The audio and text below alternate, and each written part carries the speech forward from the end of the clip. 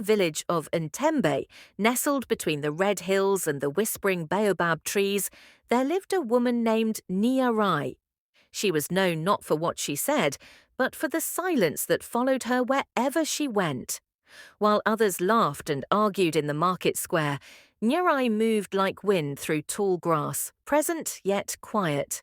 Long ago, Nyarai had a voice like a river, strong, clear, and full of music. It was said that when she sang, even the goats stopped chewing, and the wind stilled to listen. But after her husband disappeared during the great drought, she wrapped her voice in grief and buried it deep within herself, never to speak again. The village elders whispered that she had taken a vow, one that only her heart understood. Children grew up never hearing her voice, only watching her eyes, which often told stories more powerful than words. Yet, when she looked at the mountains at sunset, it seemed she was speaking to someone the rest could not see. One evening, as the sky turned gold and drums echoed from the edge of the forest, a stranger arrived in Ntembe. He was young, with a staff carved with old symbols, and a smile that felt like home. He asked for Nyarai by name. The villagers watched in silence as he walked straight to her hut, like a river finding its source. Nyarai stood at the door of her hut as the stranger approached, her face unreadable, but her hands trembling slightly. He bowed without words and sat on the ground. As was the old custom, he took out a small calabash wrapped in goatskin and placed it gently at her feet. She didn't move. That night, the village could not sleep. The drums stopped, the fires dimmed, and the moonlight fell heavy on the rooftops. Nyarai did not come out of her hut, nor did the stranger leave. It was as if the silence had become a wall, holding back something ancient and powerful. At dawn, smoke rose from Nyarai's chimney for the first time in years. The stranger emerged, eyes red from weeping, and walked into the forest. Nyarai followed him, not with haste, but with the heavy steps of someone walking toward their past. They walked for hours through sacred groves and whispering bamboo until they reached the Hill of Forgotten Names. It was a place where only those burdened by memory came. Nyarai knelt and began to dig, not with her hands, but with her voice. A hum, low and broken, rose from her throat. Her hum turned into a song, and her song turned into a cry. Birds fled from the trees, the wind changed direction, and even the soil seemed to weep. She was calling back the memory of her husband, of a love that was buried but not dead. The stranger stepped forward and touched the ground where her tears fell. Slowly, the soil parted, and a carved necklace emerged, one she had given her husband the day before he vanished. She clutched it, and for the first time in 20 years, she spoke.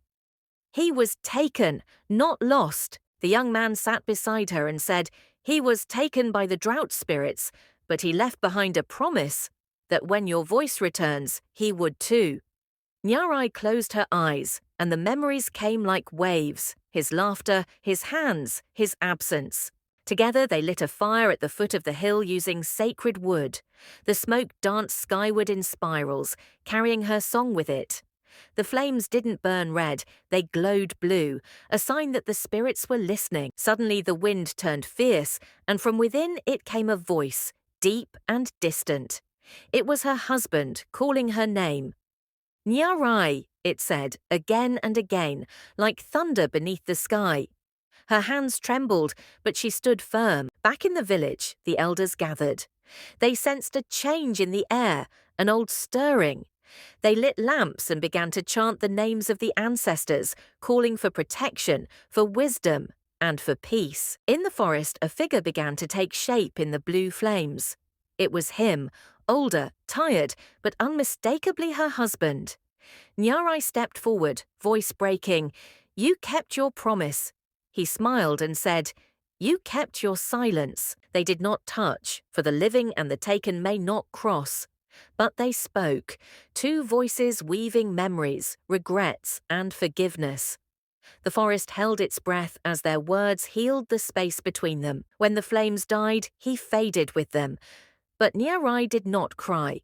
She turned to the young man and said, he is at peace. And then, for the first time in decades, she smiled. Not a sad smile, but one that reached her soul. They walked back to Ntembe in silence, not the silence of sorrow, but of understanding.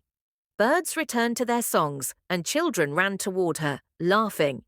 "She's speaking again!" they shouted with joy. That night, Nyarai told a story in the village square. Her voice, though aged, was still music. People wept and laughed as she spoke of love, silence, pain, and healing. No one interrupted, for every word carried the weight of years. From that day on, she became known not just as Nyarai, but as the keeper of silence. Her story was passed from mouth to mouth, across rivers and hills, teaching that silence can speak, and that love never truly leaves. Seasons changed, rains returned, and the land grew fat with green. Nyarai planted yams beside her hut, singing softly to the soil. Women in the village began visiting her, asking for advice, not because she had answers, but because she had listened to pain. The young man, whose name was Taku, stayed in the village. He became a healer's apprentice and built his own small hut by the river. Sometimes he would sit with Nyarai beneath the baobab tree, learning the language of silence. One night, a child fell sick with a fever that no herbs could cure. Nyarai went to the child's mother and asked for a quiet room. She sat beside the child all night, not speaking, only humming the same song she once sang to the earth. By dawn, the fever broke. The child opened his eyes and smiled. Word spread. Nyarai's voice has power again. But she shook her head gently. It was never lost, she said, only waiting to be needed. People from far villages began to arrive, some walking for days. They didn't come for herbs or charms. They came to sit, to be heard, and to be still.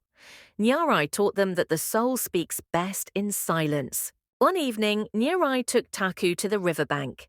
"One day, the voices of many will rest on your shoulders," she said. "But remember, don't speak to be heard, speak to heal."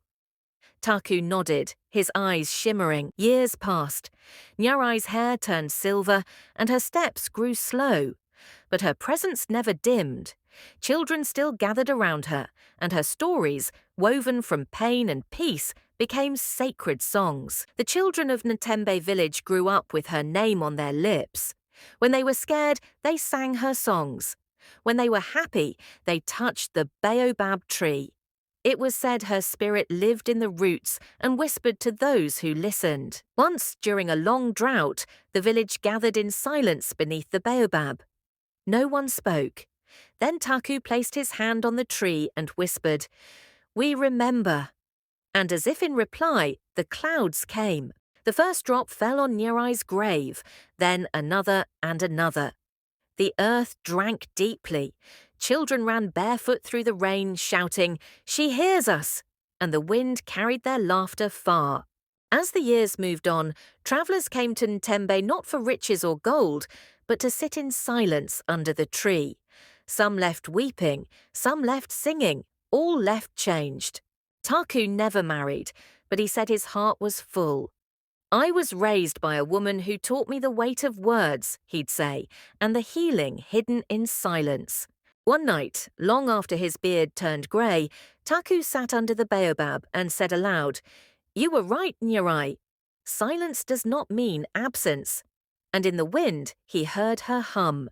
He closed his eyes there, leaning against the tree that had outlived them all. And when the villagers found him, they did not cry. They sang. They buried him beside her, beneath the same tree. 2 stones now stood there, side by side, carved not with dates, but with the symbols of voice and silence. And so the story lived on, not in books, but in breath, in pause, in song, and in the gentle hush between heartbeats. It was a story the wind never forgot. This was the tale of Nyarai, the woman who buried her voice, not out of fear, but out of love. And in that silence, she gave a village its soul. Please subscribe my YouTube channel and thanks.